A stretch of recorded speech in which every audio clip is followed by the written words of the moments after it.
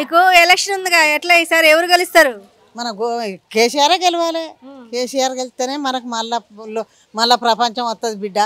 ఆయన ఎవడో వచ్చి మాకు ఏం చేసినోడు కాదు, హెల్ప్ చేసినోడు కాదు, ఏం లేదు. ఈయన వచ్చే మాకు పింఛన్ ఇచ్చే ఇంత మంచిగా. ఇక జర ఇప్పుడు నల్లాలు కూడా జర ఇప్పుతాడు మంచిగానే. మాకు ఒక రోడ్ వేయాలి బిడ్డ, మా రోడ్ బాగాలే ముంగట.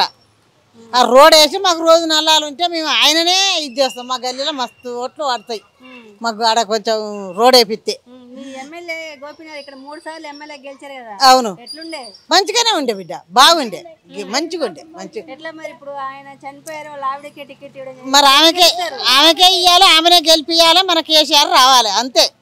ఆమెనే గెలిపిస్తాం. మరి గవర్నమెంట్ లో రేవంత్ రెడ్డి ఉన్నారుగా, రేవంత్ రెడ్డి ఏం చేస్తుండే? మాకు ఫ్రీ బస్ ఇచ్చారుగా. ఏ ఫ్రీ బస్ వద్దు, కొట్టుక సత్తాను. ఇగో ఇప్పుడు వస్తుంటే ఓ బస్సు ఆపలే.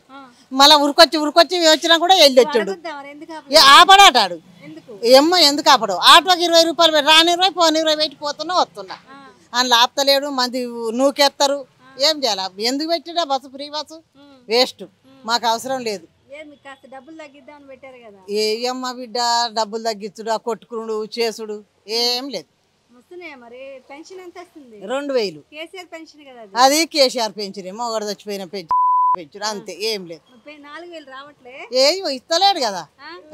షుగర్ ఆయా, బీపీ ఆయా, ఇవన్నీ ఉండే. ఆయన 2000 ఇస్తే ఏం సరిపోతున్నాయి బిడ్డ? ఇక పోయి మంది బాసాలకు అడిగొస్తాను ఒక ఇంట్లో సరిపోక. ఏమి రావట్లేదు, ఏది లేదు బిడ్డ. ఫ్రీ గాసు లేదు, ఏం లేదు. ఫ్రీయే ఇస్తానండు, లేదు ఫ్రీగా ఇయ్యలే. పైసలు పెట్టే తీసుకుంటారు పిల్లలు అంతా.